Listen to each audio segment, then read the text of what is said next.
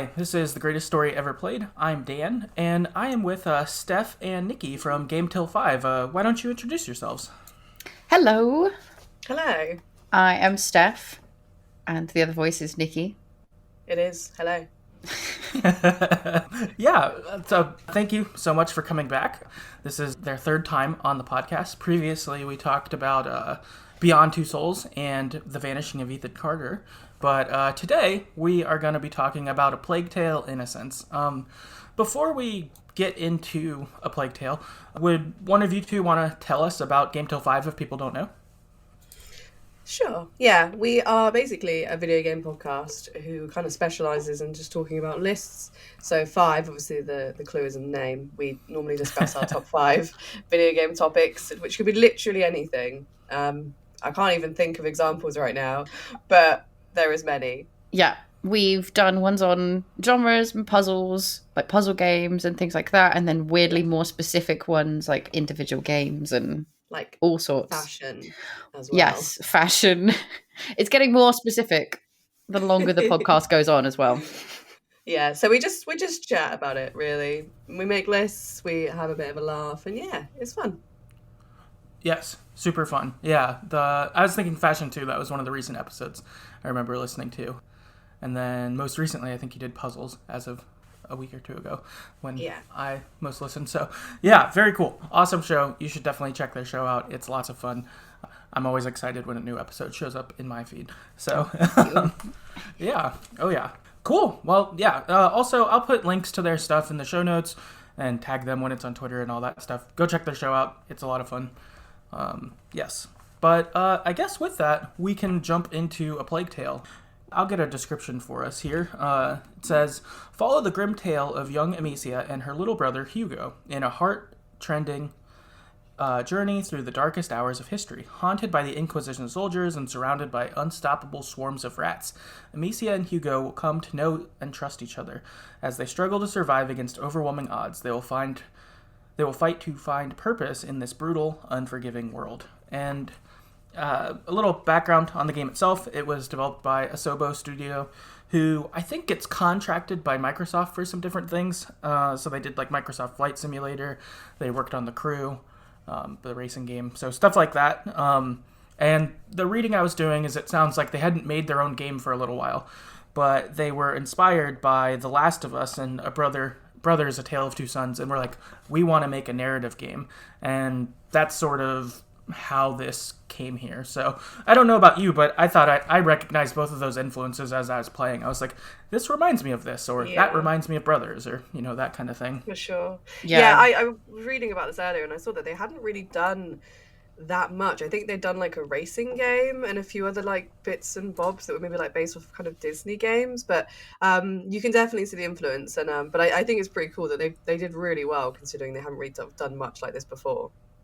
Yeah, especially a narrative game, because narrative games, I feel like are very hit and miss sometimes, because you've got to have that nice balance. But yeah, like you said, with those two inspirations, like it definitely feels like a mix of those two, which is cool.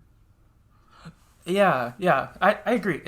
I would think making your like first narrative game in a long time or ever, it'd be really easy to miss a lot, and they really hit pretty well on this game at large, I would say, which is pretty cool. So with that, we wanted to jump into kind of a non-spoiler section. So we'll share a little bit of our thoughts on the game, what we thought, before kind of diving into the full recap. So maybe this will tip you off as to whether you want to play this game or not, or I don't know, listen to this point and then leave and come back and play it, or I don't know, whatever. But non-spoiler section, here we come. So the first thing about this game that I really liked is I thought that the setting was really good, being in like the plague times where like the Inquisition's going on, nights and shit like that. But then also, there's rats everywhere and the horror element that it brought. And I thought that their world was like really good. It was really interesting. Like I would want more stories in this world. I thought they really landed there. Yeah, for sure. Like it's one of those things where it's like, I know it's not real. It is real history, but not at the same time with this game and the way that it goes. But you definitely get that sense, I think, that there's like lots of stuff going on and there's more going on in the world. And yeah, it was interesting for sure. Yeah, no, I really I liked it. Like, I feel like it's quite rare to see like a game like that that's set in, I think it was the 14th century in France, and like the way that they do a lot of even just like the architecture and stuff, and just like the general setting and like the clothes, things like that. I think as a whole, like that definitely attracted me to the game. Mm. Yeah, because people borrow that kind of thing to do what I'd call like traditional, like medieval fantasy games and stuff Yeah, like that. yeah. Like you can almost put things like The Witcher and stuff in there. Hmm. But this felt a little bit more cool because it felt more real, because it was more grounded and obviously a real place at a real time. Exactly. Right, yeah, because really the supernatural thing was like the rats felt souped up. You know, it was like you knew that back then rats were giving people the plague and killing them. They just probably weren't so swarming and scary and leaving like skeletons Yes. behind like in this game. Well, But I hope not. yeah. Otherwise, history is way worse than we know, Yeah. or than I know. But yeah, I thought that was cool because it felt pretty, I don't know, real a lot of the time. Of like, okay, this would be crazy if your estate got invaded, or whatever, like all of that. So I thought that was pretty cool. Also, I guess in related to kind of how the game is played, I thought that I don't know if I played a ton of like games that were this stealthy. This one was really stealthy. I feel like a lot of games I've played, it's like you have a stealth option, or you can just run and gun if you want. This one, you basically have to stealth most of the time, and I thought that made everything feel pretty tense as you went. And really brought the scares, where one person was scary, or then one person with like a certain kind of item, or rats, or whatever. Like, I think they like really nailed it in that department. Yeah. I think I really liked it because you're playing a young girl. I don't know her age exactly, but I just quite enjoy the fact that you do feel quite vulnerable. Like you're not going around really being able to knock out any of these people. You have to be stealthy because at the end of the day, like you would have had to have been like she would have had to have been like quite sneaky, throwing rocks around. Like it, I think some games they maybe go sort of a little bit over the top with expectations of what in that situation you would even be capable to do. And so I really enjoyed that. It felt really realistic. It didn't feel over the top. And it felt like you were in genuine danger and sort of what it would feel like if you were to be like in that situation. So I did really enjoy that. Yeah, and I think as well for me, like I'm not great at stealth games. I'll put it out like anytime there's a stealth option in a game, I try really hard, but I'm just terrible at it. But for some reason, this one it didn't frustrate me, and it was just quite a nice way that they did it. Like it, yeah. At no point did I get annoyed that I had to be selfie. It was kind of always you always found It a was a path part of or a it. good way. Yeah, Yeah. for sure. Yeah, and it felt like they set up several ways to be stealthy a lot. It was like, okay, hide in the grass, throw a rock at this thing, sneak by, or like it felt like sometimes you didn't have to do it one way to get through a part Yeah. too. So you could do your stealth a little different. I do admit there was a couple of times where I knew I had to be stealthy, but I kind of just threw rocks at people instead, and did it that way because I can be quite impatient with stealth games. I can get quite like, I shouldn't have done it, and it probably was a risky option. But it is nice that there are situations where you can kind of have a couple of choices in the way you want to go about it. Yeah, totally. My kind of last thought I have is this game had kind of quite the roller coaster of how I felt about it. So I started off and I was like, oh, I like this game. And then at a point later in the game, I was like, I love this game. Like, this might be one of my favorite games I play this year. I'm going to buy the sequel. Like, I'll pre-order it. Like, I'm in. And then there was a story thing that happened that I didn't like as much. And I was like, okay, this is a good game. Like, it went down a little bit. And then, actually, I got stuck at the end of the game and didn't finish the last 20 minutes. So I had to watch it on YouTube. I got stuck in this stupid action sequence that I couldn't beat, which... We'll complain about, or well, I'll complain about. You guys probably were fine, but I'll complain about later. It was an action sequence with like 20 minutes in the game, and I did it so much, probably like 30 or 50 times or something. Like I just kept trying, I couldn't do it, and so I was like, all right, fuck it, I'll just watch it. It's fine. I'm almost at the end of the game anyway. But that was disappointing because like action wasn't really part of the game a lot. I mean, it was like you threw rocks at people, but it was more of a stealth game. So to get stuck on a part that was not as good was disappointing. But I think overall, I like this game. I think it's pretty good, and I'm excited to talk about it. But Yeah, so I feel like I went through a whirlwind. I was ready to like crown this, or give it a medal or something, and then I was like, "Oh, dang it, I got stuck." Which also is the first time that's happened on the podcast. I've never not finished a game, so making history today. But yeah, that was sort of my experience. I don't know if either of you have any other thoughts you want to share before we dig in. I think similarly to you, like it was a bit of a it was a roller coaster on this one. It was one of those ones where I noticed I liked it because it was one of the only games that I kept on returning to. I have a bad habit at the moment of starting games and playing like the first hour of them and then just never going back to them for some reason. But this was one of the ones I kept going back to, and I did most of the way through. And then there was a little bit of a drop off at some point, and then picking it back up at the end, and it was very much that like, oh, this is really cool. I really like all the stuff that's going on, and the way that this is going is like, oh, I like this a little bit less maybe. And then it was like, oh, because I finished it, but like it was that thing of like, oh, maybe I like this one. Maybe I like where it's gone. So it's a confusing one, but a good confusing, if that makes sense. Yeah, I really enjoyed it. I have a bit of a weird like criticism, which is that sometimes I do think games can be a little bit too long, and I do think the game was quite long in the end. I don't know whether that's just me. Like I felt like it was quite drawn out at points, but that might have just been because I probably got stuck in a lot of places. But no, I mean, like, overall, like I really enjoyed it. I would say that I loved the rat dynamic. Obviously, it was terrifying. I generally really like rats in real life, but when they're like coming at you in swarms, it is quite unnerving. So if you do not like rats, I probably wouldn't recommend if you have a phobia. But no, it was very interesting. It is a very, very cool game. I don't know how I feel about the ending either. Obviously, we're not going to go into that just yet. But yeah, no, I'd say it's good. I'd say it's good, different, and yeah. Yeah, no, that's good. I feel like you are right. There are parts where it did feel a little long because, like, it wasn't that you had fetch quest overly specifically, but that you'd have chapters that were a fetch quest. Like, oh shit, maybe we should go get this thing, and so another chapter got added. And maybe if you didn't have to do that, that would have made things a little tighter. So I would agree with that. I could see that. Cool. I guess with that, we will jump into spoilers from here. Before we get into our recap, we're going to talk real quickly about the characters just to kind of set the stage. So the highlight, really, you have two main characters that you deal with, and then you meet people along the way. So we'll talk about the two main. The first one being Amicia de Rune. She's your playable character.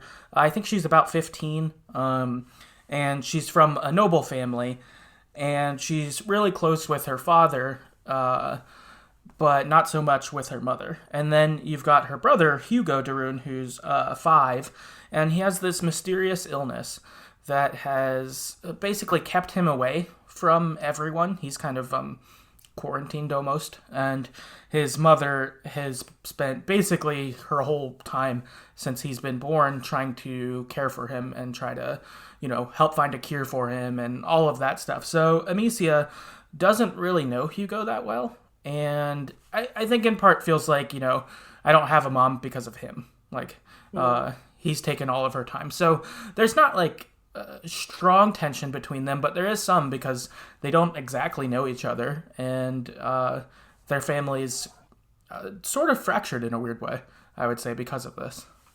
Yeah, you definitely get that impression quite quickly that there's, like you said, not real tension, but there's this unknowing of her brother kind of thing. She's just not sure. And then a little bit with her mum as well. Like it's a bit of an odd feeling one compared to when you meet her, like see her with her dad. Yeah, I think she just does have potentially like some resentment there. I think you can kind of gauge in the beginning, which is understandable, I guess, because you don't really understand, like she doesn't even really understand why. But obviously it kind of affects her relationship with him and her mother, which is a bit awkward. Yeah, totally. And too, being a teenager, like you feeling that way makes tons of sense. It's like, that's probably how, 15-year-olds all feel, even when there's not things that are big, like we could still feel slighted. So I thought that was, really good setup. So I wanted to discuss one question together, and I got some Twitter feedback from it too, but who's your favorite character in the game? Who did you two enjoy the most? I loved Amicia. I thought Amicia, like the main character, I thought she was really cool. I thought she was really badass. I think from the get-go, you could kind of sense that she was a really strong character. I also, Melly was cool. I liked Melly, but I also really liked Roderick. Yeah. I was going to say, I think Roderick's one of my favourites Yeah. between that and Amicia, like those two. I'm always rooting for those two. Quite a nice guy. Yeah. Mm-hmm. Yeah, he was great. He was a good guy. And yeah, same wise for you. Amicia was my favorite. She was a great lead character. I thought she really like drove this game really well. And then it was fun to have her meet people along the way, like Melly or Roderick or whoever, and kind of have a crew. I thought that was super fun. And Melly was probably my second favorite. I really liked her and kind of the dynamic of getting to see Amicia have a friend who's her age, because for a while it was, you know, just Hugo. So I thought that was fun. Yeah. I think it was unexpected to get a little crew together when I started this game. It was not where I was thinking that the game would go, that you would get this kind of crew, but then I loved it. And every time I was like in the home kind of area with them, I was like, I feel safe now. Yeah, me too. I really like that. I didn't expect that at all. I thought it would be a game of Hugo and Amicia on the run only. And so that was cool. Cool. On Twitter, we got a little bit of feedback from Bunch of Coconuts on Twitter. They said, oh, that's a hard one, but I'm going to go with Lucas. I liked Lucas. I thought he was cool. Then we've got Jacob on Twitter, said Amicia. Hugo got on my nerves so much. He was annoying.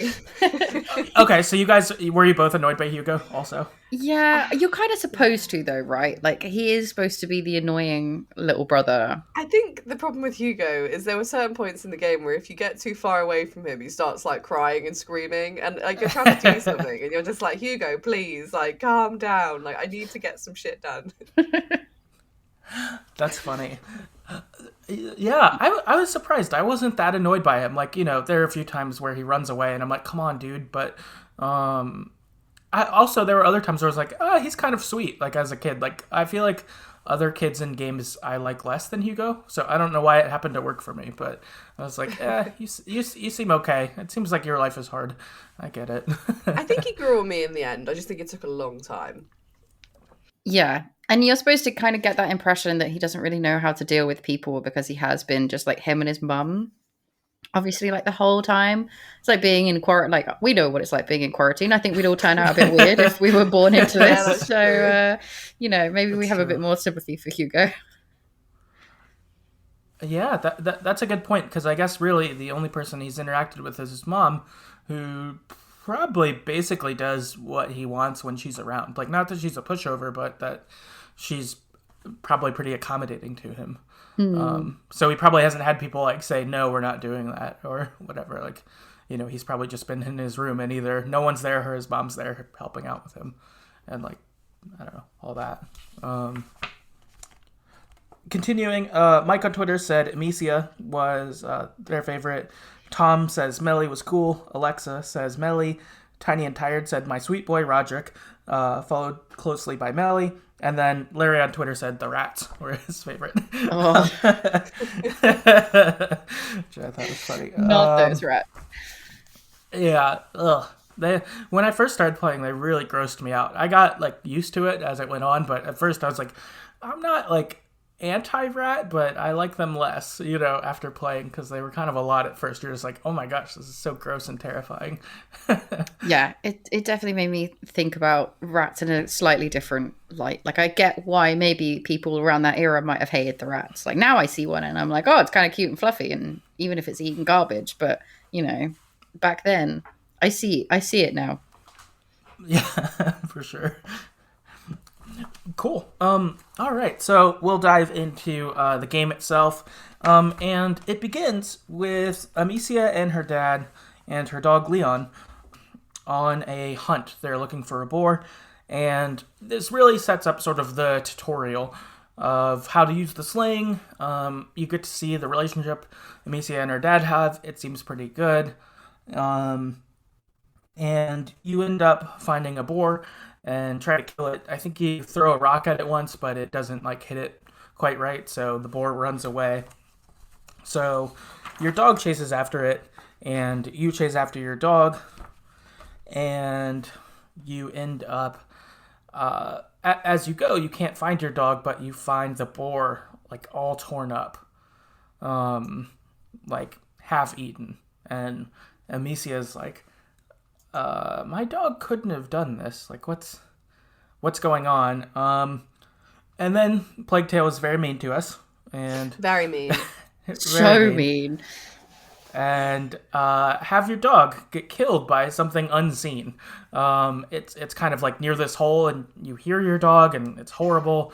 And It's then the your noise, dog is gone. like it's the sort of like you hear the dog's noise, don't you? Which breaks my heart. Yeah, yeah. And so early on, it's like, okay, this is the kind of game I'm playing. I see you, game.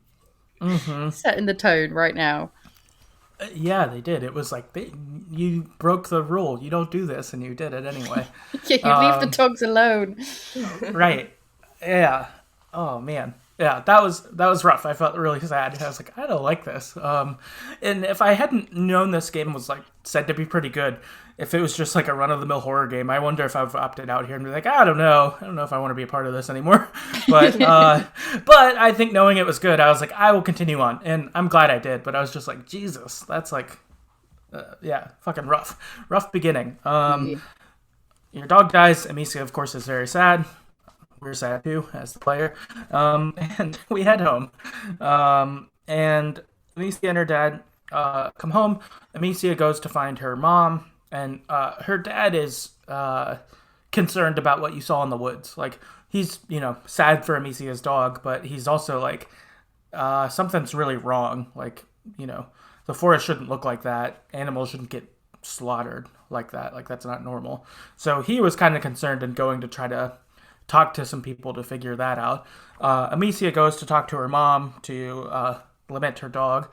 And you start talking to her, and this was something that made me sad for Amicia. She like talks to her mom, and her mom's like, I don't really have time for your adventures right now. And I was like, ugh, that would I'd be so sad if my mom was like, I don't have time for you to talk about your dog right now. Like, ugh. Yeah, especially something so harrowing. It's why I really appreciated the dad, because he instantly saw something that was wrong, and unlike any other, I feel like, film or video game parent that you see, actually goes like, we should do something about this immediately, and doesn't just go, no, it's fine, just ignore it. You know what I mean? Like, sometimes that happens. So I did appreciate him, but yeah, you get to the moment, it's like complete opposite, and you're like, oh, great.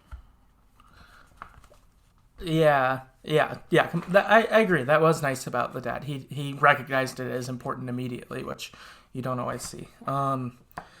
But you're talking with your mom, and you start to hear some commotion outside, and your mom knows something is up already. And so she sends you into Hugo's room and locks the door and is like, protect Hugo no matter what. I'll meet up with you if I can, but like, no matter what, don't open the door, kind of thing. And you look out the window and you see the villain of the game. You don't know his name yet, but it's a guy named Lord Nicholas, who is a knight who has a helmet that like covers his whole face. He looks like a badass. He looks scary for sure. And you see him kill your dad from the window, and kind of chaos ensues. The soldiers are just killing everyone in your castle, and they're looking for Hugo. You see before your dad gets killed that he says, where's the boy? And your dad's like, you're not getting him. You're not getting anything. And so he just kills your dad and then moves on. It's like, let's find him. So a really chaotic like scene already. Yeah, because you just went through the dog thing, and then instantly the one who was actually nice parent is also now gone. The nice parent dies. Mm-hmm. All Yeah, within very It's a bad early day. yeah, it's not a good time. Yeah, no, not at all. Yeah, it's already breaking down. Your world is becoming very different very, very quickly. And so you end up meeting Hugo, or I don't know, re-meeting him basically. And you're like, hi, you need to come with me. I need to keep you safe. And he's like, okay. And you end up sneaking out of the castle to try to meet up with your mother. And this introduces you to like the beginning of your stealth system, which is like you're going through the castle, like sneaking down hallways, seeing people you know getting killed as you're like trying to just make your way out and you can't do anything about it. And seeing different people being really loyal. Like I won't tell you about where the mother is, you know, she's a good person or something like that, and then just see that dude get like run through with a sword or something. Like it's totally just, you know, more chaos, more scariness for sure. And you end up finding your mother, and you and her and Hugo plan to make your way out of town. And as you're sneaking, you get to like the gate to exit. There's a guy waiting there for your mom, and you end up seeing Lord Nicholas approaching. He's like rides his horse up towards you, and your mom puts you and Hugo out and shuts the door and is like, "You take care of Hugo, I'll be fine." And then you see a sword filled with blood like come through the door, and you and Hugo just run to the river, jump in the river, and float down to escape. Totally, yeah, wild first scene. Yeah, it was really intense. I think they did it really well, though. Like, as you're saying, like, as you sort of make your way through the house and you kind of just see all of that kind of chaos ensue around you, like, you start to realize, like, this game, I mean, if it didn't seem dark at the beginning where your dog died, like, you can just sense, like, how dark it's going to get, because I guess it's trying to make you feel as isolated and, like, alone as in terms of it just being, like, Amicia and Hugo. Mm-hmm. So I think they set it up really well for that, for sort of creating that feeling of just like isolation. Everyone you love is kind of like gone. It's a lot. Yeah, it's a really good point. Like it instantly helps set that tone. Like you were saying, like they are just children really, and they're against this like really big force, and you kind of instantly see that kind of weight of how much is kind of against them when there's a big scary thing like that they're running away from, and all they can do is run. Like it's not like you said, it's not like they full on Lara Croft everybody and suddenly are fine and like everything's all good. It's like, no, we're just gonna run away from these guys. Like we can't take them. Right? Yeah, they're not capable because they're children and they're alone. They really like push that, and it's like no one can protect you. You know, like you know, you'd think you could be protected in a castle. You'd think your dad could or your mom could, and you leave this chapter being like, I'm just alone. Like it's so rough. Yeah. And for Amicia, that too, I have this responsibility of taking care of my brother. I don't know. Also, I'm alone and I'm doing something that like I've never had to do. Also, it's a lot. Also, her mom, before she sends her out through the gate before Lord Nicholas comes, does say, "Hey, go to Laurentius. He's a doctor in the village over. He was working with me on Hugo, like trying to give him medicine. Go see him. He'll be able to help Hugo. He'll be able to help you." Kind of thing. So that kind of gives us our next place to go. And so from here, we go to the village, and we're trying to find Laurentius. And when we get there, we find out that the villagers are pretty hostile, and that they've been affected by the plague. You see that there are like quarantine zones where it's like, you know, we don't go to this part of the city, and you see signs up. You see people who got hung for, I guess, bringing the plague here, apparently, or what the villagers thought. It seems like the villagers are basically in a spot where they're just angry and looking for people to blame. And so if you happen to be that, they'll just kill you, kind of thing. And so Amicia, again, is seeing that the world is hostile. Like, she's gotten uprooted from her home, and then the world sucks too. Yeah, like I think especially when they get to the village, like the fact that there is like no one there willing to help them, like everyone kind of shuts doors on them, tells them to go away. And you know, these are like two kids that most of the time you would have thought people would want to try and help. But I think like that just further makes them feel like more, as you said, like isolated, no one can protect them kind of thing. Yeah, and it gives you that good sense of it kind of helps you see what's going on in this place as well, that there's like, you know, obviously they were a little bit protected in their castle, kind of out away from stuff, but actually the town is really suffering from something. Like at this point you don't know, right? So it's just like, this is horrible. Like there's a lot going on right now. It's not this nice, you know, beautiful place where we once just were, where we grew up. Yeah, totally. And so there ends up being a part where this mob is chasing you because they decided you're responsible for the plague, and so they'll kill you. And so they're chasing you, and you end up running into like the most plague-ridden part of the town. And an old woman named Clervy opens her door and says, "Come in, children." Lets you in, shuts the door, and the mob gets there, and they can't find anyone, and they're like, "Well, if you're in this part of town, like they're probably dead. We'll just go tell them we couldn't find them, but they're here, so they're probably gone." And Clervy, you end up asking her about Laurentius, the doctor, and she says that the monks might know where he is. Laurentius did help with the monks for a little while. However, no one really sees the monks anymore. There's sort of an ominous tone of like, they might all be dead. Maybe they got persecuted by the English. I don't know. But, they're not really around. Also in this, it lets you like slow down. You end up getting your like upgrading system, which is there's like workbenches around like in a lot of games like The Last of Us or whatever, where you can upgrade your materials. So you find out you can upgrade your like sling, you can do different things like that. She gives you some materials to get that going, and gives you advice about Hugo too, of like, I think she tries to give you some advice to help you parent him, essentially. Yeah, I don't know how you guys got on with the upgrading system. I felt like I never had enough stuff. Yeah, no, I didn't. I don't know whether I was just terrible at looking for it or what. I felt the same way. I didn't feel like I had enough stuff. Like my things were upgraded some, but not as much as I would have liked. Yeah, because I feel like normally in games when you get an upgrade system, when you get towards the end of the game, like maybe you haven't upgraded all of them to the full amount, but you're pretty there. You'll have like one or two that might be full, and then the other ones are, quite high. And in this one, I felt like I had maybe one that was almost full, and then everything else was like halfway down. Like, I was just like, did I do this wrong? Should I have found more stuff? Should I have only upgraded one thing? Like, I was never sure. Yeah. I think that the only thing I had upgraded all the way was maybe like the materials one, like your pouch. I made that bigger so I could carry more stuff because I didn't want to like, if I found resources, I didn't want to like not be able to pick them up or something. But all my other stuff I didn't feel like was like great.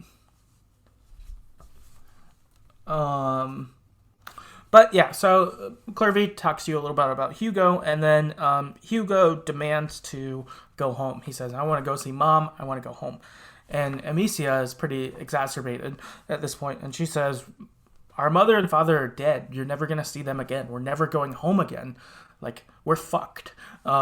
We need to, like, figure this out." And Hugo gets pissed and runs away. Yeah, this was the first, like, damn it, Hugo moment. Yeah. Just like, oh, come on. Kid, like... Come on, man. What are you doing? Exactly, yeah. First damn it, Hugo moment, for sure. And so we chase after him, and he ends up running towards the cathedral, and he gets captured by a soldier in the courtyard. And you end up having to kill a person for the first time. You get a like mini boss battle of sorts here where the soldier has a lot of armor on. They have like a helmet and like a breastplate and stuff like that. And you have to hit like different pieces of the armor to make it fall off until you finally like are able to get his helmet off, and then you throw a rock through his head and kill him. And so this is like a big deal because Amicia has never killed anybody before. And I think it does sort of like help Hugo in the like, oh, you care about me. You would do something like this that I know you didn't want to do, because Amicia is like fucked up after killing a guy. Yeah, this scene I remember being very intense and quite overwhelming, because I just remember like the soldiers just seeming like really quite intimidating. And I guess it's like the first kind of scene where you really have to kind of fight, even if it's not exactly like fighting. But I thought they did it really, really well. But yeah, I did find it somewhat terrifying. Yeah, it was. What I kind of liked about it though is the whole mechanic of like how you were fighting him and like breaking off the armor, and then it felt like something that we were being taught and that you were going to have to go do like a bunch of times, but you never really do it again. It's just this one area and one kind of fight that you do that thing in. But that was kind of Yeah. cool. Like it kind of made that a little bit more weighty. Like you said, it felt Mhm. really intense, and then when you thought back, you were like, man, that was difficult. Yeah, it was. I remember the first time, like going to them, just get killed a couple times because you're like, how do I get this armor off? And like you didn't know, and so you get killed a few times, and you're like, oh, okay, this is what I do, Mm. and you like, you have to be elusive and like get him to swing his, I don't know, big sword or axe or whatever he had at you, and then parry away, knock the piece of armor off, like all of that. I thought that was cool, but yeah, I do kind of wish something like this came up again. You had like you get new versions of it when you get new abilities or whatever, but you never quite had this happen again. Yeah, and I guess it helped you realize like because every time you meet anybody now after this, it's like you can't just like we were saying, you can't just go and murder them all. Like you can't just blast all of them down. Like if you ended up not getting anybody else, it was like they were probably going to kill you. Like if they noticed you, unless you could do Mm, something really quickly, and it was rare that you could until like further into the game, kind of thing. And even then, it's like you had to have some certain stuff, or you were never going to make it, kind of thing. mm-hmm. Yeah. So from here, Hugo and Amicia head into the church. The townspeople are kind of getting riled up. The soldiers are dead, so you're like, all right, let's just go to this church, and maybe they won't follow us. Maybe we can hide from them. All that stuff. And inside the church, they try to talk to a monk about Laurentius, and he blows them off at first. He's not interested in talking to anyone. He has other things on his mind, it seems. And then you like try to talk to him again, and he recognizes the crest of the Darunes on Hugo's shirt, and he's like, "Oh, I know the Darunes. I know Laurentius. I'll help you out." So I think he recognizes that you're, I don't know, someone important or someone worth helping to him, I guess. And he ends up giving us our kind of info dump about the bite. So he says that once people figure out that rats are what are bringing the plague, it's too late. Everyone's sick, they'll all die, kind of thing. And he tells us that we need to stay in the light. As long as we're in the light, you'll be safe.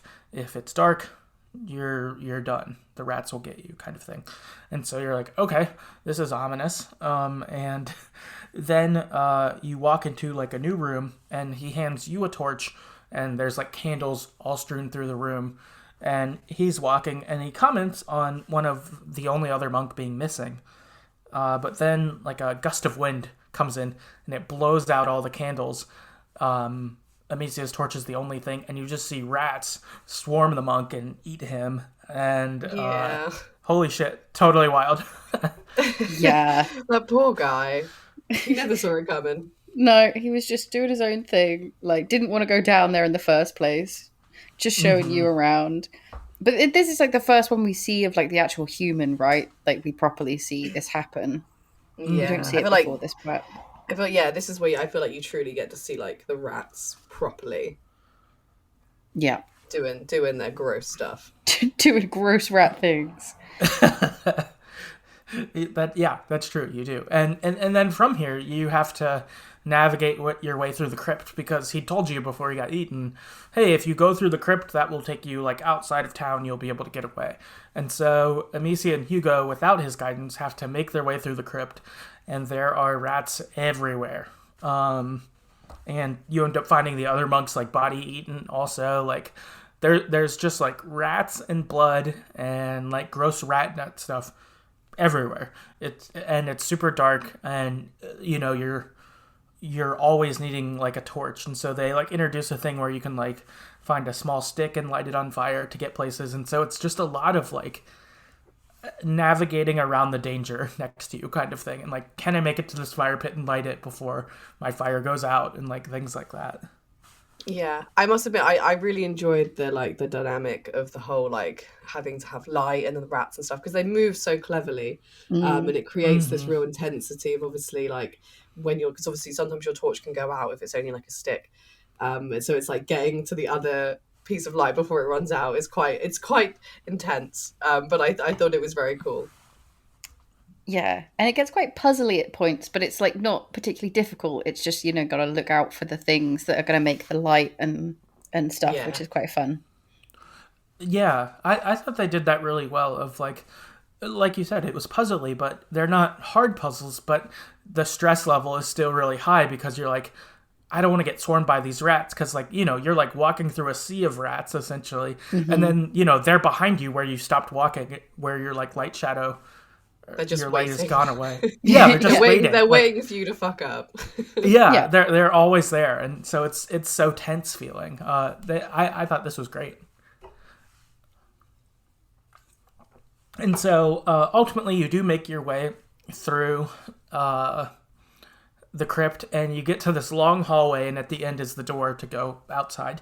And you end up having this part where you're like running down the hallway. Rats are like bursting out of the walls, and you like make it into light just barely, and you're like, oh man, that was again another like great tense moment of like you've gone through this scary place with rats everywhere, and then you make it into the sunlight, and you like truly feel safe for a minute because you're like, finally, they're not here. Like, they can't come out here because they're, the sun's out. But really good. I thought they were like really landed the scariness of the rats right here. Yeah, like the way they burst out of things, like you get used to that happening, but you never get used to that happening, if you know what I mean. Like it's just you're always like, I'm good, and then suddenly rats appear, and you're like, oh man, I'm not so good now. Yeah, totally. So from here, Amicia and Hugo continue on foot towards Laurentius's farm, and on the way there, they see different soldiers who are around, and they have to sneak around them, mostly distracting them. I don't think Amicia kills very many here. Most of it's, throwing a rock somewhere else to then, sneak by when he's checking out that noise or whatever. And you do hear them talking about how they're looking for you, and also about how the plague is everywhere. So again, it's not contained to like that one village. They're talking to each other like, man, we've got to like get this done before nightfall because the rats are everywhere, or like things like that. So you get the feeling that not just the village is fucked, but like France is fucked. Like there's plague everywhere. Let's see. Yeah. So ultimately, from here you get outside of the farm and you see piles and piles of dead pigs. And Yeah, that was really gross. I forgot about that bit. And apparently the English soldiers thought, let's just kill a bunch of pigs because then when the rats come, they'll be busy with that and they won't come eat us, kind of thing. And the darkness ends up coming, and so do the rats. I think there's a part where rats like burst through pigs at you or something. It's so gross. So disgusting. Yeah. I think the atmosphere and the environment that they've created is amazing, but it is disgusting. Like that's one thing that they've done really well. Like you can almost just smell it. Like it's I don't even know a word to describe. Like it's just grotty, like it's they've done it so well, but I also hate it. Yeah, like everything feels like muddy and gross and mixed in with something else that you're not quite sure what it is, but it's gross. Blood. Like, yeah. Blood, dead pigs, mud. Just mud. It's a wonderful, wonderful time. Like you said, you can almost smell it. You're just like, oh God, I don't want any of that on me. Yeah, it's such a foul scenery. And like Nikki said, you really get that through a lot of the game. A lot of the game, it looks pretty foul outside. Like, it's kind of dark, like, gloomy looking. Like, yeah, they just really landed their environments, like, super well. They really did a good job there. But you make it inside the farm after making your way through all the gross rats and pigs. And inside the farm, you find Laurentius. And he is sick with the bite. He's on his way out. But his apprentice Lucas is there, who's a boy who's a little younger than Amicia, I think. And Laurentius explains that there's this ancient evil that runs in the de Rune bloodline. Fuck, I forget what it's called now. Something like Kala or something, Prem Kala or some shit. I don't know. But it runs in their bloodline, and that he and their mother were working for years trying to find a cure for Hugo. And he also tells them that they need to go to, I'm going to butcher this, Chateau d'Ombrage, which is like the secret alchemist castle. And he says, if you go there, you would be able to do the work to cure Hugo. You should go find it. And also acknowledging, like, I'm not going to make it out of here. I'm too sick. But Lucas will be able to kind of help you. So he sort of charges Lucas with being his replacement, almost. Yeah, I liked Lucas quite early on. Like, he's one of those characters you meet and you're like, yeah, you're all right. I'm happy for you to come along. Mm-hmm. He's a nice teammate because he doesn't ever, like, waver on it. He's not, like, sure if this is what he should do. Instead, he's like, I've studied to be an alchemist. This is what Laurentius wants. I'm with you, kind of thing, which is cool. Like, because, like, as the game goes, he shows he's not, like, adept at fighting or anything like that, but, like, he's committed, which is cool. Like, he's a great person to have as your, like, first member of your crew.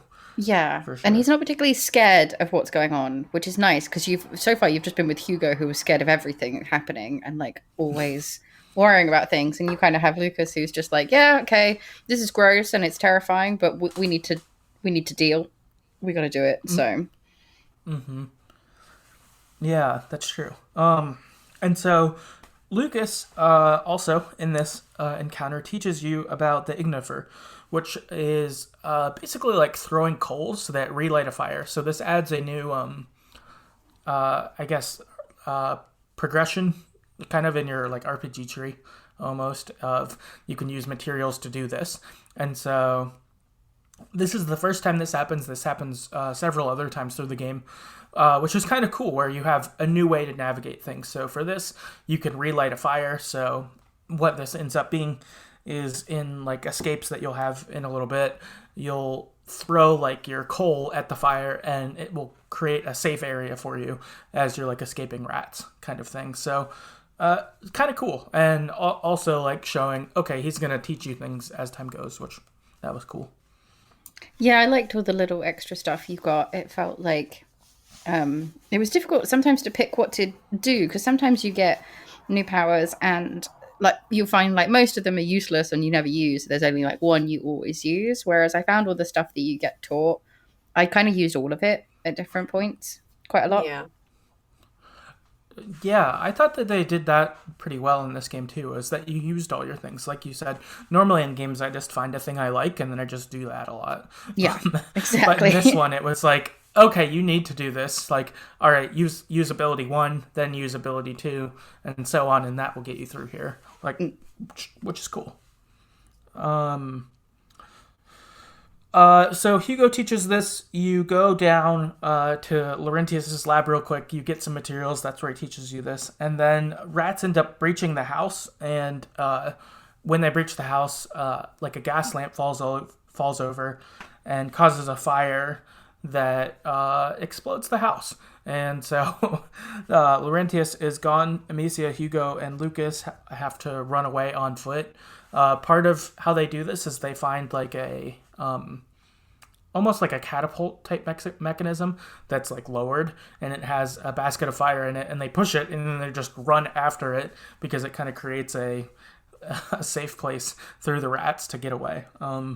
So I am sorry, no, you go. I was just going to talk about the barn bit. Oh my god, I was just about to talk about the barn bit as well. Yes. I was waiting. I was like, let's talk about that. Let's talk about the barn moment. No, yeah, do it. I can't believe I left that out. I wanted to bring it up because I really hated the game for making me do this. And I spent ages trying not to do it. I was like, don't make me do this. Obviously, we should probably explain what it is. Yeah, so I did the same thing. I've restarted as well a load point to see if I could do something different than what it makes you. And then I realized, no, it's the only option and it makes you do it. And yeah. So there's a bit where you have to you're trying to get away from the rats that are coming in. And there's a barn, and I can't remember, you've got to basically go up and over the barn, they've decided, because there's a bunch of rats in there. But to get like past all of it, you need to distract them with something. And yeah, you've got to try and work out what on the farm would be useful to distract them with them. And so then you meet the pig. And the pig is lovely, and Hugo loves the pig, and he starts talking to the pig, and obviously, like, Hugo is like, this pig is my friend. And then obviously the game starts to make you realise that, okay, this pig is gonna die. And you do it, and basically you have to be an asshole, and I hate it. Yeah, because you have to lure it into the barn with the feed. Like, you just kind of like, and he's following you, like, yeah, this is great. I'm getting some food. I'm having a lovely time. And then you leave him in the front of the barn where the little thing is closed, and then you just have to release the rats on him. And Hugo is so upset as well, which is why it makes it even worse. Yeah, which you wouldn't be. I mean, I would be upset. And it's alive as well, which is even worse. I tried to kill it. I went back because I was like, I don't want to do this. I wonder if there's another option. Can I choose a different animal? Like, what else could I do? So I reloaded the save and I tried to pick another animal, but it wouldn't let you. Like, you have to do the pig bit. So I pull him in there. So I think, oh, well, maybe I can kill the pig first with my slingshot and then the rats. Like, because I think Hugo makes some kind of comment about it still being alive. And I thought maybe that's a clue. Like, maybe I wasn't supposed to leave the pig alive. Maybe I was supposed to kill it first. No. You can't do that either. It does nothing. It just makes you murder it in a horrible way. It's not okay. That was super brutal. And awful. Didn't want to kill the pig. Hugo's sad. You're sad. This game is brutal on everyone, but including our animals for sure. And also it teaches you that like the rats can be distracted. If they eat something else, it clears a path for you. Which is, you end up using that later on as a mechanic, but it was sad to learn it through this pig who was just living his best life. R.I.P. Yes. R.I.P. pig. So, okay. We escape, though. Yeah, I'm glad you brought that up. I can't believe I left that out. But traumatic pig moment. Escape Laurentius' swarm. I feel like you blocked it out. Yeah. No, right, yeah. I needed to forget that. I'm so glad we brought it back to you. And so now you're off to find the secret alchemist castle. And as you're going, Hugo begins to feel worse. When Hugo gets sick, he does have this happen, I think, a little before this and after as well. But when Hugo gets sick, it'll be things like he'll like pass out, or he'll have like what seems like a splitting headache and he'll need carried, or like different things like that. And also he's got these like visible like blood veins, basically, that like kind of, they're on his neck, and as things get worse they can start to be on his face, and like not great. I feel bad for him for sure. Yeah, it's not a good look. No, it's not.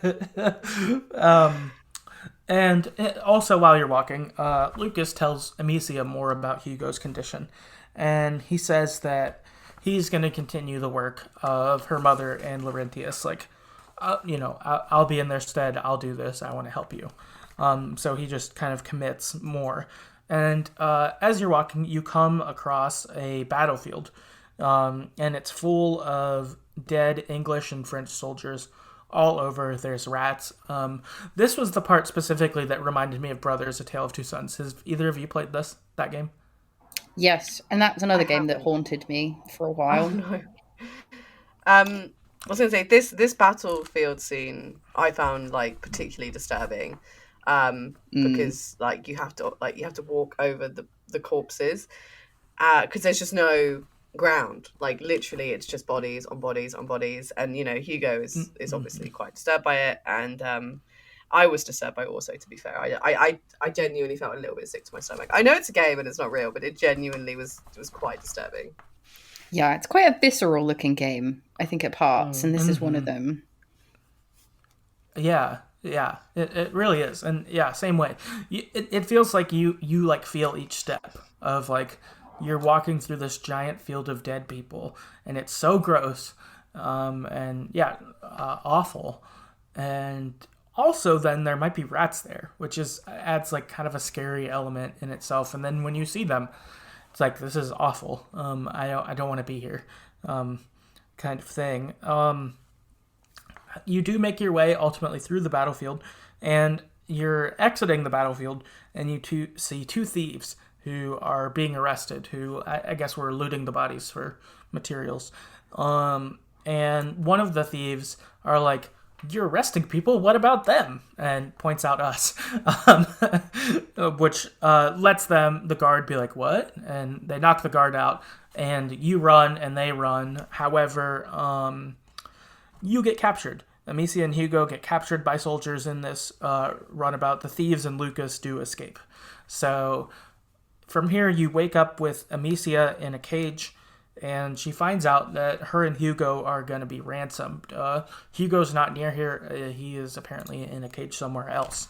And while you're in the cage, the thieves arrive and release you. You find out that their names are Melly and Arthur. Melly is on the ground with you, and then Arthur is up on the wall above. And she says Arthur will like create distractions as we need, and we'll like make our way out of this camp to escape. So kind of crazy, and also meeting new characters who will be part of our crew. Yeah, I liked these guys. Like we said, not my favorite, but I appreciated that they came back to help us after they pointed us out. It was only really nice of them to do that, wasn't it? After they basically like got us captured. I guess they should come back. Yeah. So from this, Melly and Amicia make their way through camp. Arthur's helping them from above, causing distractions as needed. On the way, Amicia and Melly end up freeing Hugo, and they also get Amicia's sling back. And after you get Hugo, Lord Nicholas arrives to take the children. But Arthur sets off some explosions on the wall, and it makes us able to escape. He causes a distraction, enough chaos that we're able to get out. Arthur unfortunately can't follow in this, and Melly says he'll meet up with us. It's fine. And Melly leads Amicia and Hugo to her hideout. Lucas isn't there, but maybe was supposed to be. And he promised Melly and Arthur a reward, and says, "The Darudes, they're rich. They'll be able to pay you for rescuing them, so you should do that. You got them captured after all," kind of thing. And so Melly and Arthur agree. Amicia, though, is like, we don't have any money. Like, our castle got slaughtered, all of that. But Melly isn't, like, too mad about it. It's sort of a, you owe me, but I'm not, it didn't seem like she was really holding it over her head. Yeah. They kind of, like, they start off being a bit, like, aggressive with that kind of stuff, but they kind of go, like, okay, maybe you've had a hard time. Maybe. From here, the Inquisition arrives at the hideout, and our group has to run away. Melly teaches us a new tactic, which is a way to get enemies to remove their helmet. So essentially what you do is you like fling like a coal of sorts at their helmet, and their helmet gets super hot, and so they have to take the helmet off because it's gotten so hot, kind of thing. And then that lets you hit them in the head because their head's revealed, kind of thing. So again, adding a new ability, a new thing to craft, decision to make on who you fight, kind of thing. And then you end up finding Lucas, who'd been captured by a soldier, and you free him, and then he teaches you another thing. He teaches you how to clear away rats. And so it's almost like you throw like a small fireball in an area that like creates an open space. All the rats there die, and it gives you like a little bit of time to run through. So in here, you've again gotten some more abilities, and as we alluded to earlier, now you have a couple different ways to get through problems, or that you need each of them along the way. Yeah, and the one with the clearing rats was really good and useful in parts, but you couldn't... I think they did a really good job at balancing it so that you couldn't just use that every time you needed to get through somewhere. You know what I mean? Like, it worked, but not it didn't like clear everything in sight kind of thing. So you couldn't just start spamming that, and you ran Otherwise it out, would be a bit- obviously. Yeah. You just end up just killing all the rats and just saving the world. Yeah. Great time. Exactly. They didn't give you the resources to just do that forever, which was cool. I agree. That was good. From here, the four of us continue on our journey looking for Chateau d'Ombrage. And you end up finding this hidden tunnel that leads to an underwater lake. And in this lake, you end up using a ferry to go across. And then you arrive at this rat trap puzzle, I guess is what I'd call it, to cross this area out after the ferry.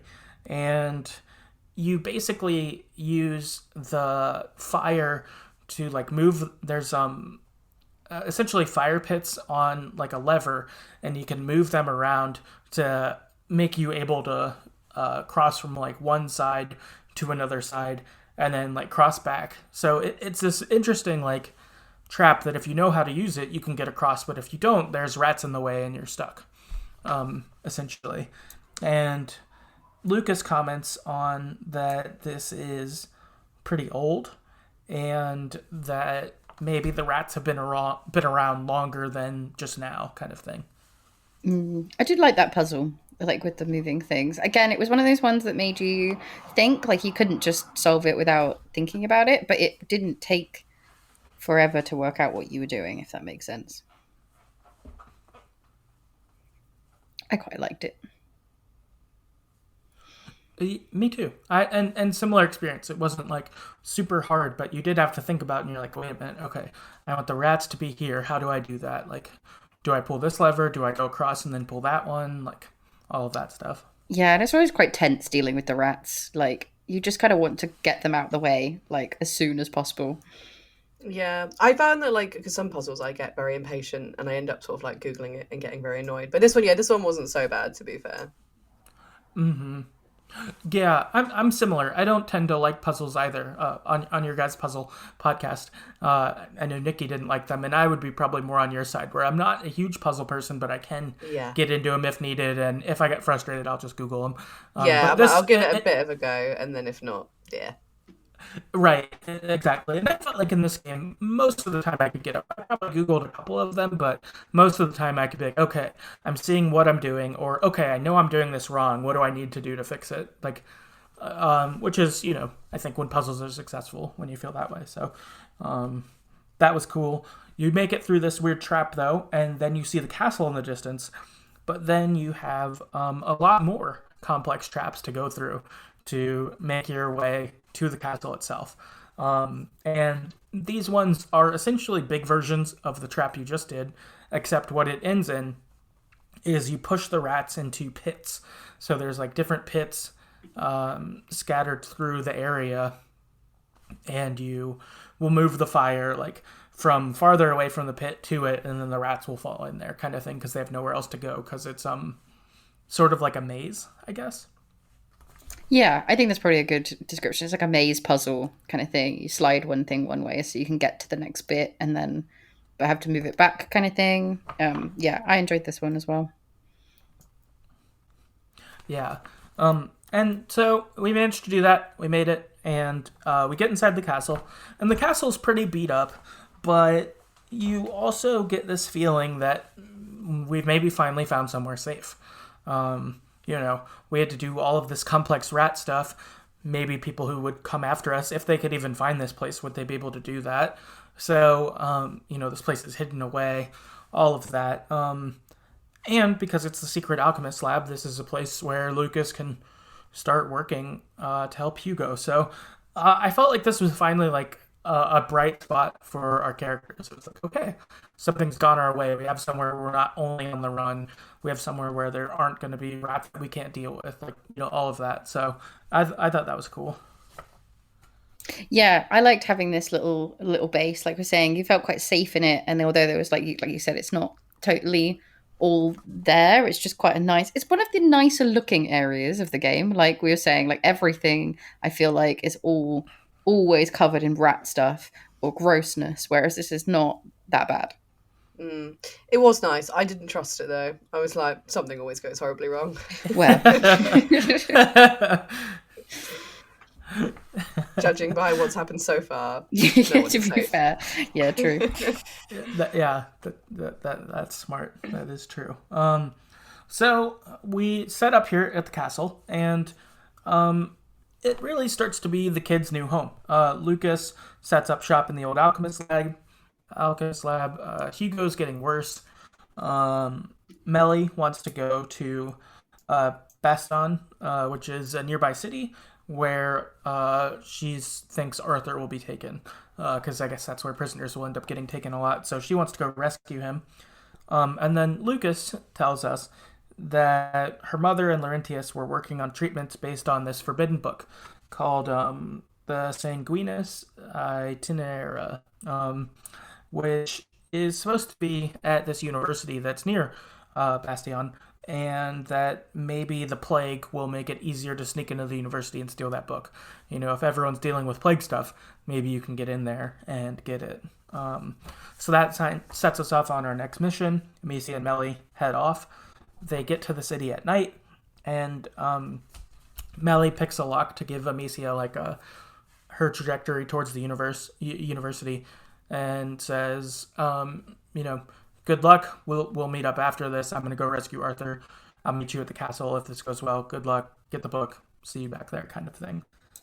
I liked that we didn't have to go with Melly to get her brother. I know that sounds mean, but I kind of liked that the game wasn't like, okay, now you have to rescue this thing. Because like we were saying, some points felt quite drawn out, and I was really worried at this point that I'd have to go do that, then come back, do the book, and you know what I mean? Like, it would be an ongoing thing.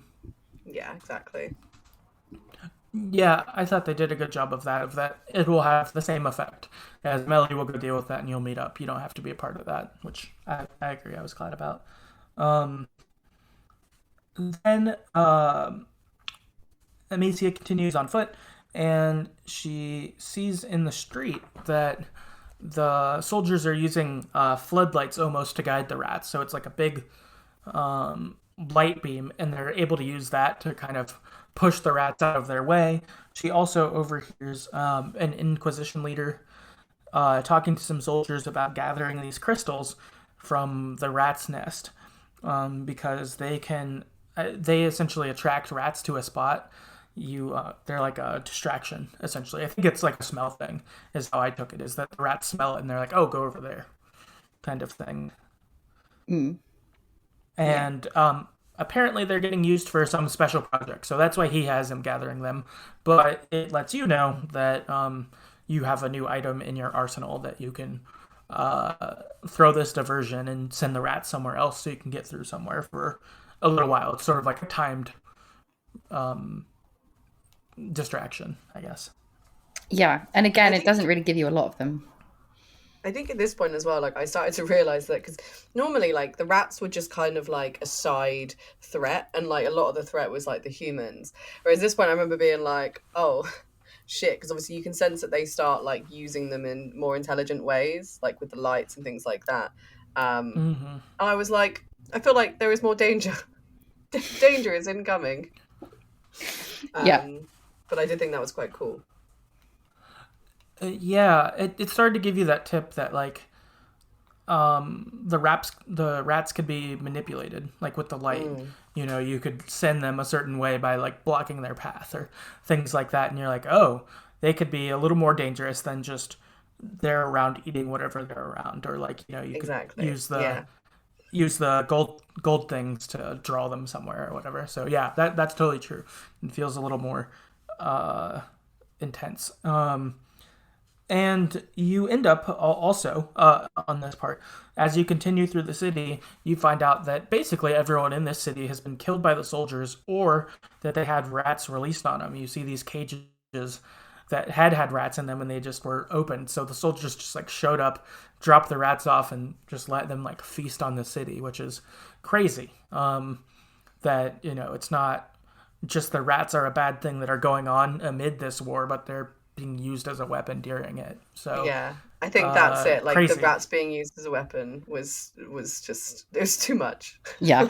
Like, I can deal with like the two separate threats, but when the two threats are coming together, I was just like, oh no, this is not good. Yeah, I don't want you guys to become friends and start working together. This is the I last thing we need. Yeah, no, yeah, exactly. That and made the bad guys seem more sinister too. It's like it's bad enough if you're just like raiding people and killing them, but that you're like bringing the plague to them on purpose. That's super fucked up. Yeah, it's not like you're just fighting soldiers. You're just ruining the country. Yeah, creepy. Yeah. So from here, you do make it to just outside the university, and you overhear some soldiers talking that Grand Inquisitor Vitalis Benevent is going to be arriving shortly. And so you find out that he's sort of the head of this Inquisition. He's the one who has put this all on. He's the leader. He's who Lord Nicholas reports to, like all of that. And so it sort of sets your frame as, okay, he's the true big bad. He's Emperor Palpatine, so to speak, as opposed to Darth Vader, sort of thing. Like, I'm so glad you said that, because I was thinking that when I met him and saw him, I was like, yeah, that's Palpatine for sure. It is that kind of relationship, isn't it? You're always scared of like Darth Vader, and then suddenly you see the real threat. It's like, yeah, him and his little hat. Mm-hmm. Yep, exactly. And so inside the university, Amicia goes in there to look for this book, and she sees that books are thrown around everywhere. It's a big mess, and realizes that the Inquisition is also looking for the same book. However, Lucas had told her to follow the roses to find the book. So Lucas, being a alchemist apprentice, is a little better at searching, versus the Inquisition are just like, we know there's a book, we'll find it, sort of thing. And Amicia ends up getting a glimpse at Vitalis during this, and sees that he's sick with the bite, and he's basically surviving off of forced infusions. I think they like capture people and then inject them with the gold stuff from the rats, and then take their blood and put it into Vitalis to keep him going or something. So it's definitely like a dark, weird thing. Yeah, it's gross. Yeah, the way they did that as well with the injection marks on him, I don't know why, it really freaked me out. Yeah, it wasn't pretty. No. Yeah, it makes him seem, even grosser. Like his, as the game goes, you certainly find out more and more that he's like a monster of a person, and it really has his like outside reflect his inside kind of thing. Like he's gross on the outside, and then as a human, he's a monster as well, kind of thing. Like, which I think works pretty well, but yeah, unsettling. Yeah, for sure. From here, they have a young blacksmith get brought before Vitalis. His name's Roderick, who we talked about a little bit earlier, and his father had built this door in the university that they're trying to get through. And his dad refused to give up the code or whatever, how to get through. And they ended up killing him after torturing him for a while. And so now Roderick is their next bet. And so they take Roderick to the door to kind of chastise him and be like, if you don't get this open, you'll be dead like your dad, or, that kind of thing. But Amicia uses this opportunity to rescue him. She kills the couple soldiers that are there. She ends up causing a fire while Roderick is opening the door for them. And they manage to flee through the door with like a fire breaking down before them. And they run into this library of forbidden books, basically.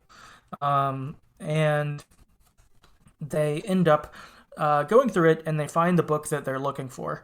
It's on a like high shelf with rose banners around it. So Amicia is like, okay, that's the book we're looking for. And you end up having to complete another puzzle to be able to get it. There's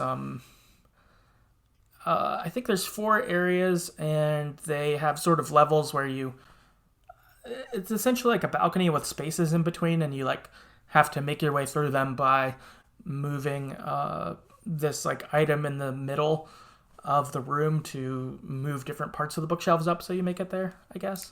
Yeah, this is one of these puzzles where you look at a room like this and you're like, who built this? Like, why would anybody like This is not practical. no, it's just like talking about like a library room that's secret enough already, and then they're going to make it really difficult to use. Like those poor librarians can navigate that every day. It felt very like Uncharted to me. It felt like a puzzle in Uncharted. I think this was one I had to look up after a minute because I just kept doing it wrong. But it felt like something like totally out of Uncharted to me. Yeah, I can see it being in an Uncharted game for sure. So we get the book and we're about to leave, and Vitalis shows up, and he says that he's been watching the de Rune family for a long time. That he's going to get you. That he's going to get his brother, your brother. But the fire that you started earlier spreads, and this kind of gives you the opportunity to escape. And so you and Roderick break free with the book. You've made it out. And they head back home. And they get to our castle, and Hugo and Lucas are there. This is good. Then we get a short time jump of a couple weeks. Snow started to fall, and Lucas says that Hugo's condition is getting worse. And he says, your mother was an alchemist, or was at least trying to be one, so maybe she'll have medicine back at your old home. Maybe there'd be something we could take. I don't, the materials at the lab that we have here are okay, but there's not enough of them. Maybe your mom has some better ones. Maybe we should head back there. And as they're talking about it, Melly and Arthur return, which is great. They're back. So we've got our full crew. And when we talked with them, Arthur tells us that while he was captured, he heard a woman being tortured. It was Beatrice de Rune. Their mother is alive, and she's captured by Vitalis. So this is big. We thought she was dead for sure. We saw that sword go through the door earlier, but she's alive. Yeah, I didn't see this twist coming. No, it was very cool. Yeah, me either. Totally surprised by it. So that was cool. A new surprise. And the group is talking away from Hugo. It's everyone but Hugo. They're talking. And they agree to not let Hugo know about this since he's pretty sick right now. And, they don't know if they would be able to free her anyway. They don't want to give him, false hope, essentially. However, unfortunately, Hugo was close enough to spy on them and did hear this. So he knows that his mom's alive, but he also knows that they're choosing not to tell him, which upsets him. Damn it, Hugo moment number 2. Yeah. Yep. He's done it again. Yep. Yeah, he's done it again. And so with this, Amicia and Lucas head off back to the de Rune estate. Because they're going to see if Amicia's mom had any materials they could use to help Lucas. And when they get there, it's pretty hard for Amicia to see her old home destroyed. It's a total wreck. Inside, they also see something new, which is the rats swirling like a tornado, essentially. Yeah, that was... Which is so gross. Yeah. Who knew that rat tornadoes could be a thing? I didn't sign up for rat tornadoes. No. When you saw it coming toward you, you were like, this is not okay. This isn't what I was told. Mm-hmm. Yeah, I never knew that something so gross could exist. But it does. And so rat tornadoes are flying. You end up finding out that the way you disperse them is you do the coal slingshot, and it blows up the tornado essentially. And also in this, inside the de Rune estate's walls, you find out that it's basically turned into a giant rat nest. Her home is not anything that it was at all. It's so fucked. And then the game, again, is main to us. We find Amicia's father's body, and it's weird. It's intact. It looks the same way it did when he got killed. And you see it, and Amicia's like, oh, I want to bury my dad, feeling that way. But then a rat swarm comes, a rat tornado comes. It like, as it gets closer, it like, I guess it's wind almost, like puts out a torch near you. And then it just falls on her dad and just eats him entirely. Just like consumes his body. Yeah, if it's like, if it wasn't bad enough just to like watch him die again.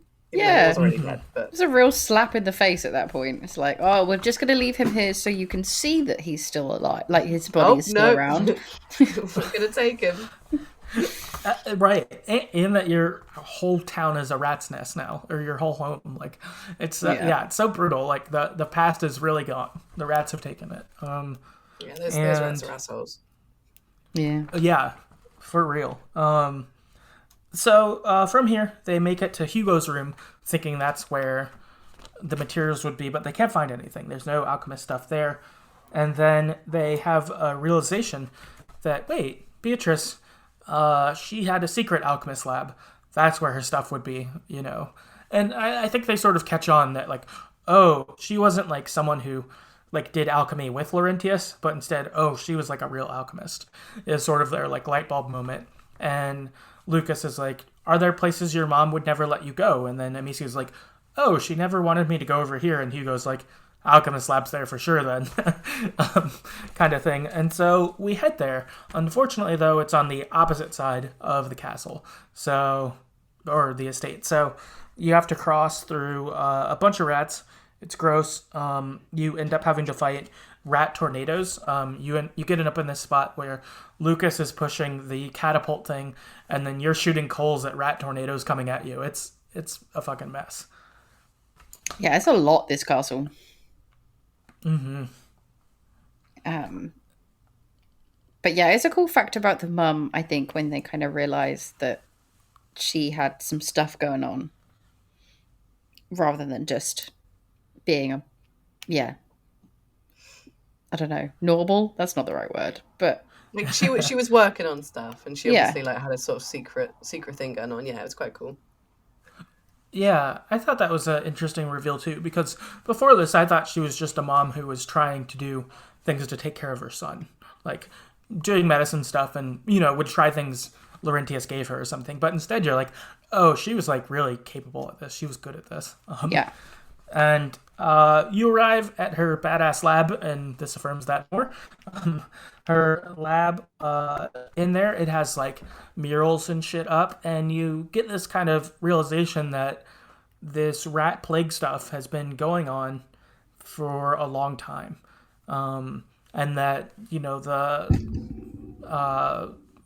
blood disease that Hugo has, that had been going for a long time, that they're sort of related, and that this is like a thing. It's you kind of see the history of it, so to speak, on the walls.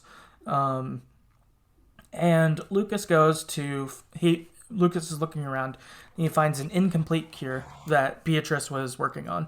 And while he's in the lab, he gathers different ingredients from the Forbidden Book that would complete Beatrice's antidote that she made, and that Beatrice had gotten pretty far without the book, and Lucas is just able to get the rest of the way there because he knows what to do now.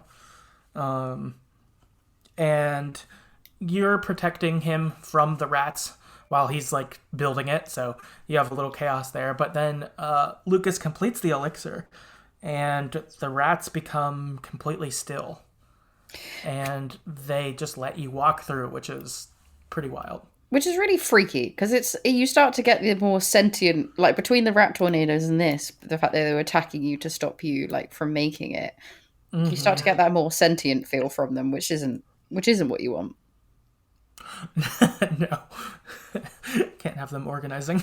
No, exactly. It's just quite unnerving, isn't it? It just makes you feel a little bit like, How do you know these things? Yeah, it is like really unnerving of that, like you complete the elixir and then it's just still, and like you're like, what? Like you were like ravenously trying to kill me just before this, and now I can just slip out. Like it makes you feel uncomfortable. It's really good. Yeah. But we complete the elixir, so we head back to our secret alchemist castle, and Amicia, they get there. They give Hugo the elixir, I believe. But then the next day, Amicia wakes up and can't find Hugo. And she figures out that he's run off. He took his pendant. He's off to go find their mom. He must have overheard them from the other day. And so Amicia goes after him. And in her running after him, she ends up tripping and falling and hitting her head. And you get a dream sequence that is pretty weird. You have Clervy come to her and talk to her about how to treat your brother, kind of thing. Laurentius comes and talks, and then you end up talking to Beatrice and Hugo. And in this dream sequence, they all kind of scold her for you couldn't protect him, you couldn't save him, you couldn't even watch him. Amicia, I gave you one job and you failed. Hugo being why did you do this to me? Why did you lie to me? Why are you a liar? That kind of stuff, which is pretty trippy and sad that her conscience is working against her so hard. Yeah, she's not having a good time, is she?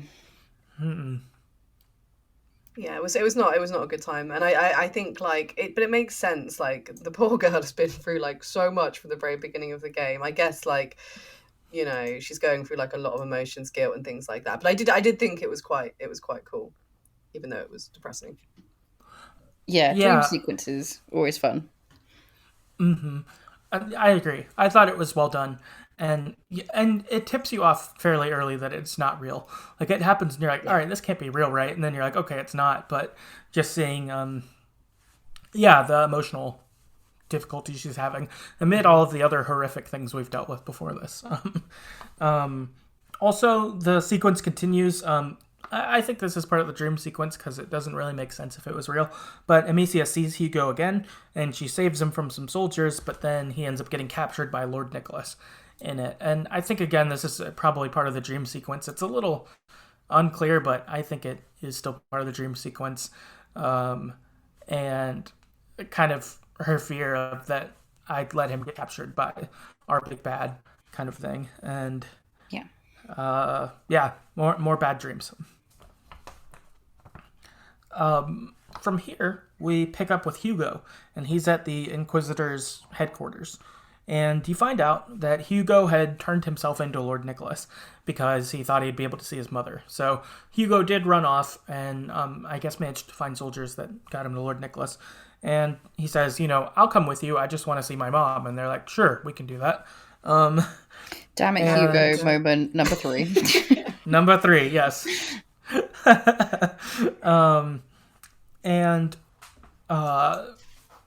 They haven't taken Hugo to see his mom yet. After they questioned him and took his blood and stuff. And so Hugo sneaks out of his cell to go look for his mom, because he's little. There are different cracks in the walls and stuff like that he can fit through, or hide under things. And as he's looking for his mother, he ends up seeing this archbishop from the Catholic Church saying that they have a problem with what Vitalis is doing. Hey, the Pope doesn't really like this. What you're doing seems pretty crazy. And Vitalis is well, it doesn't matter. He's just a pawn. I'm gonna rule the world, essentially. You're okay, this guy's gone really rogue, and it's pretty wild. Then Hugo makes his way. He finds his mom, and he helps her escape. First, to help her escape, he ends up letting the rats go. There's some rats in cages around their torture chambers, and he lets them go to set them off on the guards. And then there's a part where a bunch of guards are coming at him, and his mom says, "You can hear the rats, right? They're asking you things. Well, control them. You can send the rats at these guards." And Hugo's okay. And Hugo can control the rats, actually. And that's part of why his... when he has these, fatigued moments or he's hurting, it's, I think, because the rats are, in his mind, are getting kind of jumbled. And so I think when he's around high rat presence, it can kind of affect him. But he harnesses that, and he controls the rats, and they kill all these guards for him. Insane. When this happened, I was like, hang on, Hugo, you could do this the whole time. Admittedly, he might not have been able to do it the whole time because obviously he might only like be more tainted by the thing now. But I was like, how long, Hugo, have you been able to do this? Because that would have been super helpful a while back. Yeah, especially if you can even just hearing the rats, you could have said like, "Oh, the rats are gonna come up from this weird lump now. I should probably stay away from it." You know, any sort of clue. Mm-hmm. Yeah, I am sort of surprised he didn't mention anything about it. Like if he wouldn't have said like, "Well, I think they're scared of this" or something like. And they're like, "What are you talking about?" You know, like I'm surprised he didn't drop little things like that. Yeah. Did he ever mention he could hear them, like hear their voices and stuff? Because I can't remember if he ever mentioned communicating with them or. I guess the thing is that he doesn't know what that noise is. That's true. Like yeah, you get that thing where he has his weird headache moment. And that's probably what is the rats talking and the rats like yelling or whatnot. But he doesn't know that's what it is, so it's just painful or whatnot. Yeah. Yeah, that makes sense. That his mom is the first person to explain to him what is happening to him in a way that he can do it, and then she encourages him to do that. This results in Hugo and Beatrice end up getting captured by Vitalis. Hugo and her come out. Various soldiers get sent out to get killed by Hugo with the rats, essentially. And because Hugo's blood is in Vitalis now, it's able to make Vitalis stronger, and so he's fine having these people get killed because it somehow helps him too, kind of thing. So, yeah, that's sort of where we leave with them. Also, I guess as a comment, this is the part where I got less into the game. Is I don't know if I loved that you could control the rats. I thought that was kind of maybe a little too extra for me. And I think I liked it before when you couldn't do that and like you didn't know that was a thing. Yeah, I get what you mean. It is that kind of, because the rats are such a good threat the whole time, and like we've been saying, like how creepy they are, how much tension they bring. This did start to feel like that they lost some of that weight because you can now control them, you know. Yeah, like I guess it makes sense in the progression of the story. I never expected that to be a thing. I always kind of thought that Hugo's illness wasn't connected. And I guess I thought it was connected in some way, but not in the sense of being able to control them. No. And so I think that did take me out of it a little bit, and I was like, oh, like this thing that's been a threat for the whole game is now not like a big threat like it used to be. But I guess it makes sense for the story. But I'm the same. It just changed the dynamic a lot all of a sudden. Yeah, exactly. And I think you're right. It makes sense for the story. Like when, this happens and as the game goes, you're like, I get it. It makes sense. I think I almost just wish it was like if they thought this could happen, but it couldn't. They're like, he has the blood that can control the rats and we'll like use that to control them. And then it's like, it doesn't do anything. I think I would have liked, I think I would have liked that almost more or something. But it wasn't the worst, but I was on such a high point leading up to this, and then it was like, it's that? I was a little less into it for that, but I imagine it did work really well for some people, though, and that's great. I'm really glad it did, for sure. So from here, though, we go and pick back up with Amicia, and she wakes up inside the castle. And Melly and Arthur had found her, and she was almost dead. I guess after she hit her head, she just laid there for a few days. And they also let her know that Hugo has not been found. And time passes, and you can just get the sense that things have gotten kind of rough for our crew of children at this castle now. Morale is low. Hugo's gone. Arthur wants to leave because he doesn't think the castle is safe anymore. That, no one can truly keep us safe from the Inquisition. We're fooling ourselves if we think we could stay here. Like, we need to just go somewhere else, kind of thing. And the crew is, I think basically it just feels like they're just surviving again.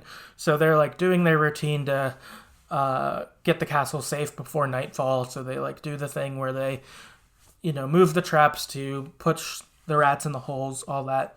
And they're doing it like normal, but then the rat pits overflow, which has never happened before.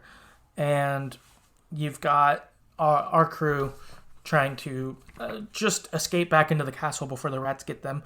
They do make it inside, but then Lord Nicholas and a brainwashed Hugo walk through the door. And our group flees. In our fleeing, Amicia gets knocked out, and she wakes up with Lord Nicholas trying to get Hugo to kill her with the rats in like the courtyard. And so things have gotten really bad really fast. Yeah. Brainwashed rat lord Hugo scared me slightly. So when he comes out and you could sense that obviously he's not the same as he was. I was like, it's a bit creepy. Obviously, you know, he's a kid, but still. Yeah, but you kind of go on that whole like creepy kids from horror movies. You know what I mean? He suddenly has that look about him. Same as like the Omen child, like Damien. He's just got that. He just suddenly appears. You're like, oh no, this isn't. Oh God. Yeah, that's exactly what I thought of too, of like that horror movie child, and I'm like, oh, he's not him anymore, and like this is bad. And so yeah, Lord Nicholas wants Hugo to have him kill you with the rats, because I think that there's probably a thought, I don't know if this is true, but their thought with the rat control progression is maybe as you do more bad things or you like shed your humanity, the power and linking of you and the rats gets stronger or something. And so I think the thought is if Hugo does something like kills his sister, that will like move him to the next level, so to speak, which then will make Vitalis stronger because Hugo becomes stronger, sort of thing. But Hugo won't do it. He's like, I don't want to kill my sister, kind of feel. So Lord Nicholas takes it upon himself to kill you instead. He comes at you with a sword, but then Arthur knocks a bunch of rubble on top of him and seemingly kills him. And then Hugo is upset at Amicia and is going to send the rats after her after all. And is like, you know, you lied to me about Mom. And so Amicia runs towards Hugo and hugs him and is like, I love you. And you have this like rat tornado around them that doesn't bite them. And it sort of breaks the spell or the kind of possessedness of Hugo. And he's like, breaks out of his brainwashing and is like, oh, you're my sister. You love me. I know that kind of thing. Yeah, I thought that was quite sweet. Mm-hmm. Their nice moment is cut short though, because Lord Nicholas is not dead and he kills Arthur with a sword as this moment happens. Everything took a very dark turn after the nice moment. It did. Yeah, you've got lovely for all of 2.5 seconds and then back to horrendousness. Exactly. This game cannot let you enjoy things for too long because brutality's coming. And it does. And this was sad. You know, Arthur was cool. But then also that you find your crew being vulnerable. Before this, you and your friends have gotten out of everything, basically. Like, you've had adults have problems, but more or less things have worked out for you okay. Like, as a crew. And Arthur's dead, and you have a boss fight with Lord Nicholas. And this one is intense, as he has like a sword that he can light on fire. And so it's sort of a boss fight with you and Hugo against him. So you'll like do things to distract him towards an area that's dark, and then Hugo will send the rats at him, and then he'll light his sword on fire, and you'll have to repeat that a couple times to kind of get through this boss battle, which results in him getting eaten by rats. This was one of these boss fights that just felt like it lasted a really long time. Mm-hmm. I don't know about you guys, but like I just found that it just lasted forever for me. I mean, it wasn't like particularly threatening. It was just like run over here, do this thing, wait for a bit. It was just quite long. Yeah. And it was easy to just fuck up on it. You know, like if you didn't do it right, you died. In fairness to it, it did have some generous checkpoints, because I think after you got him down once each time, it would checkpoint you, which was helpful. Nice. You didn't have to be perfect for 3 straight, or at least I didn't. Yeah. So that was nice at least, but yeah, it did feel like it lasted forever because you just had to go through that kind of do it 3 times or 5 times or whatever it was. kind of thing.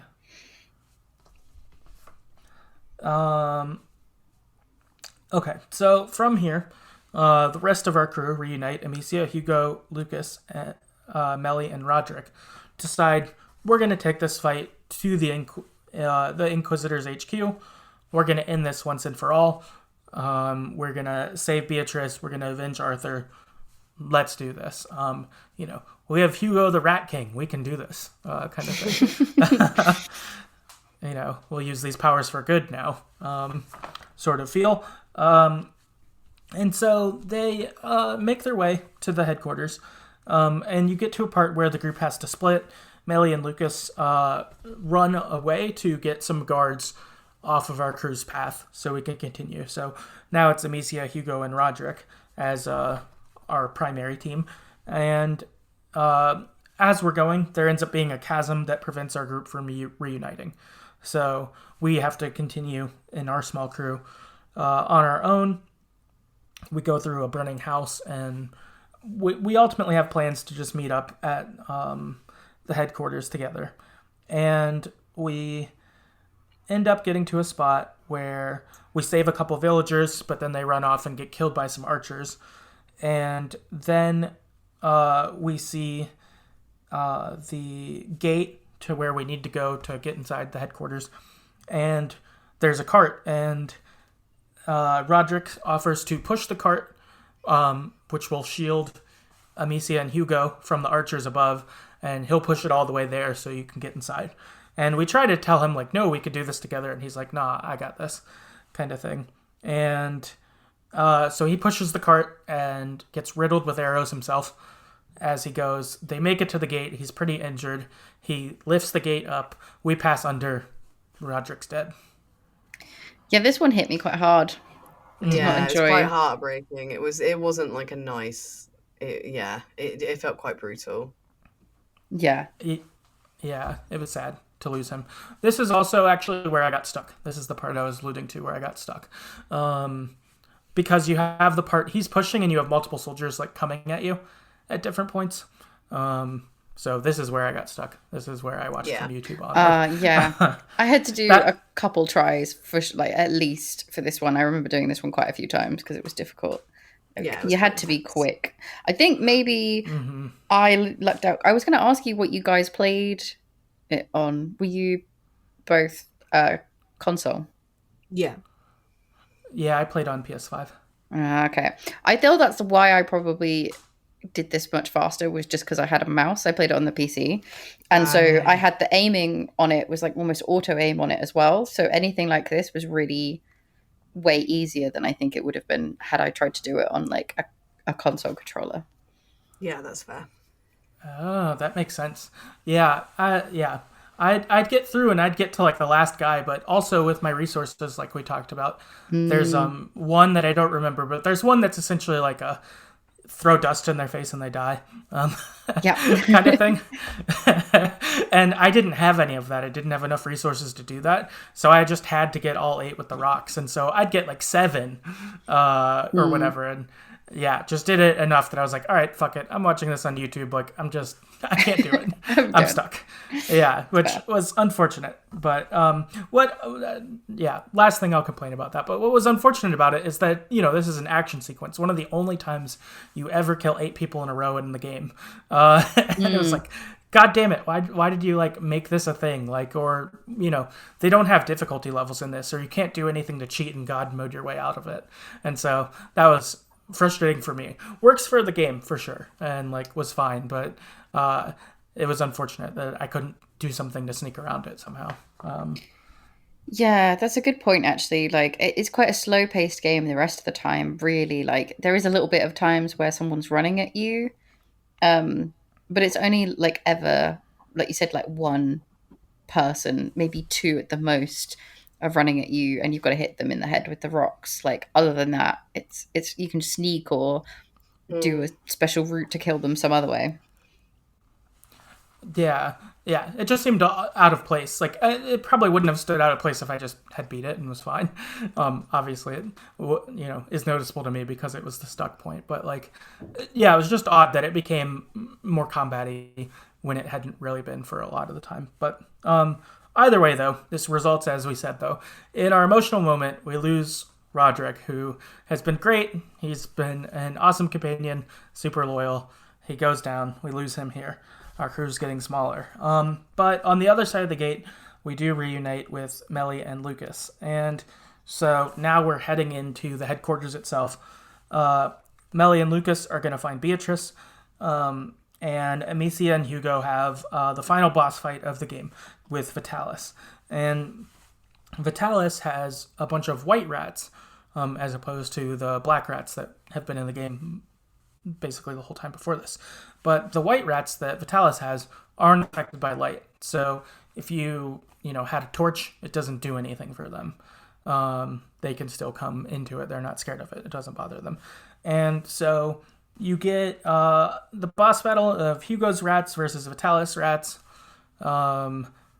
sending rat tornadoes at each other's tornadoes. It's pretty crazy.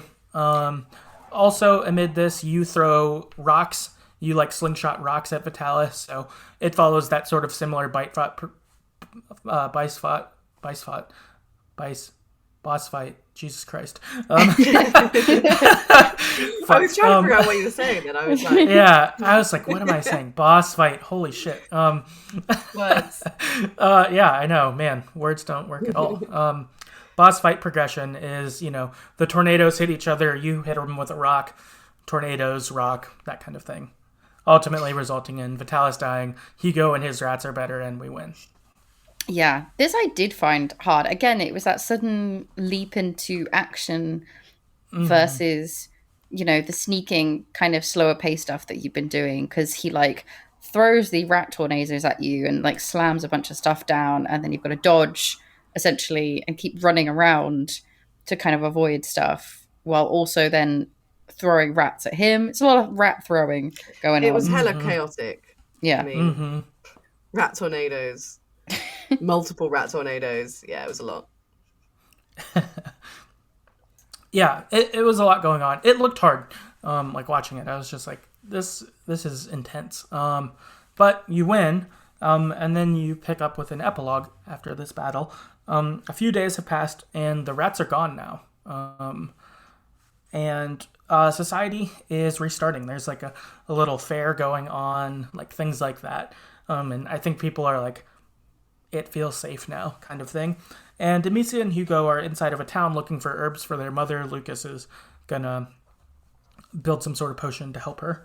And the townsfolk also don't want you around because they recognize you, that there's important people looking for you, kind of thing.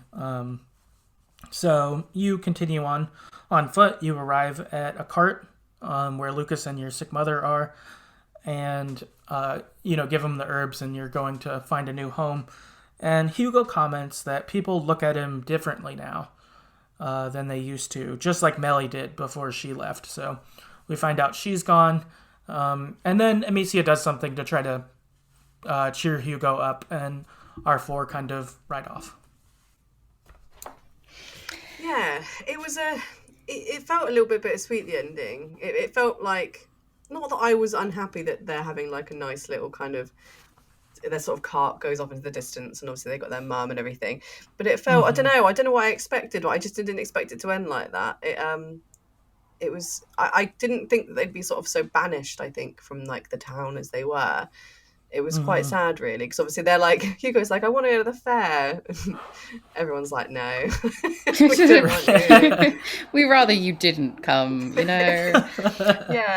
So it was it was a nice ending, but it also felt a little bit I don't know, Hugo's obviously feeling a bit rejected, and I don't know. Yeah, although I kind of get maybe why he was started to get rejected, because there is, I feel just after the boss fight in this bit and towards the end, there's a bit where he looks into the camera, and it's a bit menacing. And it's definitely he's good for now, whether he'll stay good forever. So I kind of get maybe what the townspeople were thinking, But you're right, it's not a happy ending really, but it is. It's an odd one. Yeah. Yeah, it kind of leaves it in a maybe they'll be all right, but will will they be a part of society again or whatever? Yeah. I guess we've got the sequel at some point, right? They announced one, so. Mm-hmm. Yeah, they did. That'd be a good transition spot. So we can move to general thoughts about the game at large. But have either of you watched like the teaser trailer for the Plague Tale Requiem, the sequel? I haven't yet, but I'm definitely going to do after this. Yeah, same. I was going to say the same thing. I'm going to go check it out now. I watched it. It's like pretty short. It's maybe only like a minute or two. But something that's interesting in it is they're all a little older. But Amicia has a crossbow, I saw in the trailer. And so that makes me wonder if combat will be different. And really, if she can have something like a crossbow, that might make combat way better. Just because the sling was sort of limiting. Like, it could only do so much. So maybe they're going to lean into that more. That would be cool if her character's kind of evolved, obviously, like, to being a little bit older and obviously more, like, able to do certain combat like that. That would be very cool. Yeah, that does sound cool. It kind of reminds me a bit of, like, Zelda in Ocarina, when you're the kid and you just get your little, like, slingshot and boomerang stuff, and then you grow up and you get all the big, like, cool weapons. I feel like that's kind of what we're getting, maybe. Yeah, I hope so. I would be into that. I really like I don't know, if a game gives me like a crossbow or a bow and arrow, all about it. Like, Same. and could fit for still being stealthy. Like, that's a stealthy way to kill. The game could still be stealthy if they want it to, but I don't know, make you more lethal feeling, which would be cool too. Yeah, for sure. I only had one other general thought that we haven't really talked about, which was I like the way that they did the progression. We talked a little about it, but like the progression of your abilities. It felt like you got new ones at like a good pace. We used them all. You had to kind of debate what you'd craft. You're like, okay, I can't just rely on this one, so I need to have some of each because I don't know when I'll need them. So I thought they did a really good job at that, and it fit really well. Normally I just will overload on something and kind of run with that, but I thought they did that really well here and made you use everything. Yeah, no, it was quite clever. And it was like every single thing had a purpose at certain different times as well, which is nice. So as you said, it's not like you continuously like use the same thing over and over again because it works. It's like you kind of were forced to use different ones in different situations, which was cool. Mm-hmm. Yeah, and like you're saying, they are introduced well at a nice pace. You don't feel, because sometimes you get games and it's like, here's this like power, and then 2 seconds later it's like, oh, and here's this one, and then this one, and then this one, and you end up with all of these things, and sometimes you then even forget that you have abilities because of how quickly or how much you get quite early. Whereas this, like you said, it kind of, with the story, you got it as well, and it did slightly different things, and you had to use all of them consistently, and I felt like you always still used the first power that you got. It wasn't like whatever the most recent one was is the best, because sometimes I find that happens with games where it's like use one at the start and then as you progress you just never use it again after you keep getting different ones. It's just, but you continually used everything, it felt like. Yeah, that's true. Nothing became like obsolete or whatever in other games. Like, that first power you had, you never use again, or your new power just made that one go away because your new one's like a boosted version or something. Mm-hmm. This one, instead, you kept getting new things, but that was cool. Did either of you have any general thoughts on the game that we haven't gotten to talk about? I don't think anything that we haven't spoken about. Every time I talk about this game, I just go to we talk about things and then it's just the rats. The rats always just come back into my brain. And they never really leave. But yeah. I do know a fact, though, weirdly, that does relate to this. Ooh. Is and the fact of, like, the plague stuff. Didn't they, like, recently prove that rats were not the cause of the plague? And actually, they think it was humans and, like, human lice and stuff spreading it rather than actual rats. Oh. So rats got a bad but They did. not in this game so much. They, Yeah. you know, rat tornadoes speak for themselves, I think. Oh yeah, rats are definitely killing people in this game.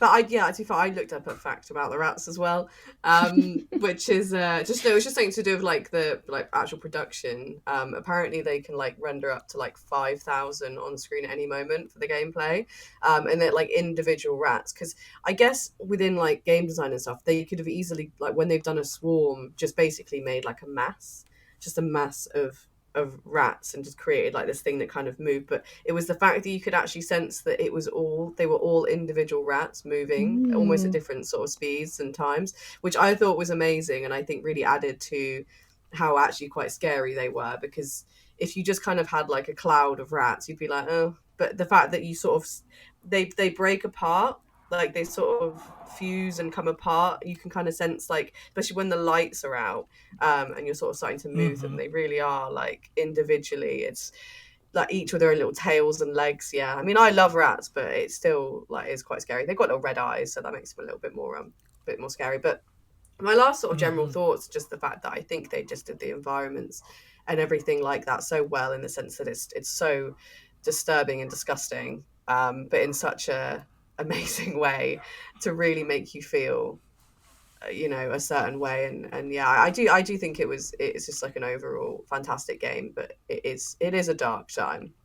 Yeah, it's dark but gripping, which was kind of nice. Like, and for something that is a horror game, like being someone who doesn't do well with horror games, it was nice to have a nice balance, kind of like you were saying, like you could see the Last of Us stuff in there, where it's like there are some creepy, intense moments, but it's like you want to find out enough about the story of the people going on that you'll kind of put up with the kind of creepier moments and the more horror things like that. So I think they balanced that really well.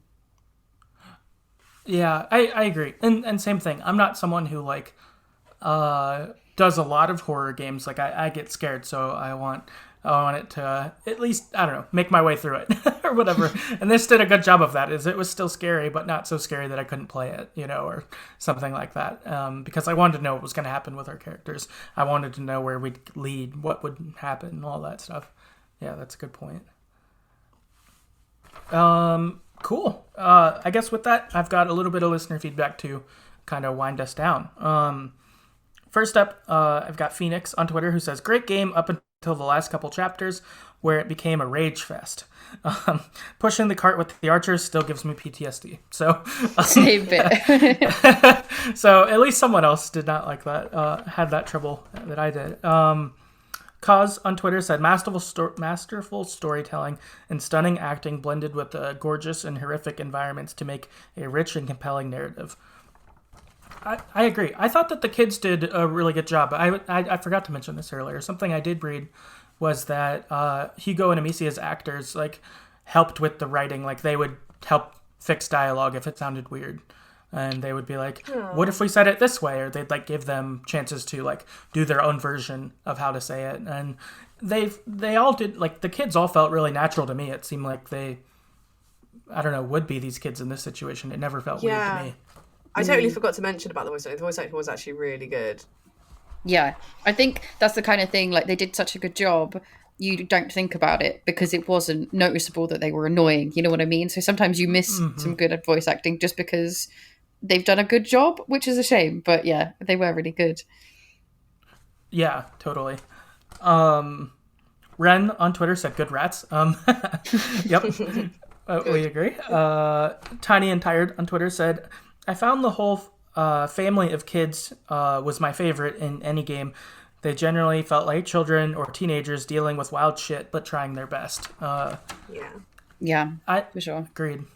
Yeah, I like that. And I guess that's maybe like a trope in TV or games or whatever that I like, of like a band of children coming together in a bad circumstance, like, Stranger Things or something like that. You're like, yeah, those kids are awesome. I want to watch them do things. And similarly, you feel that here. Yeah, for sure. When it's done well, it works really well, kind of thing. Yeah, that's a good point. If it's not done well, then you don't want any part in it. Then you're like, no, get me away from all these children. But if it's good, then you're like, this is great. Like I'm glad the game went how it did or whatever, like all of that. But I would have totally just done mundane stuff at the castle with our friends, like hanging out. Like I would have totally been into that because I liked being around them and thought their castle was cool. Yeah, agreed. Jacob on Twitter said, an awesome, unique, and dark masterpiece. It was short and sweet, but not fancy and very enjoyable. So, yeah, definitely unique and dark. I haven't, the games that we talked about earlier, I could compare to it, like Last of Us or Brothers, but it felt pretty unique. I don't know if I've played any games that felt set in a real time frame like we mentioned, but isn't a fantasy game exactly. Yeah, not many games have sort of tried to take upon that kind of storyline of, I don't want to say it is like to do with the plague, but obviously like the story is not 100% about plague, but it's not something that you see often at all. It's like a sort of a general plot line, storyline. So yeah, it was definitely unique. Yeah, totally. Okay, last up, we've got Brizzy on Twitter who said, I love the pacing of it. Every time the core mechanics would get stale, they'd add a new power or wrinkle to the encounters, and the stealth, which gave you more options to tackle increasingly complex and or crowded fields.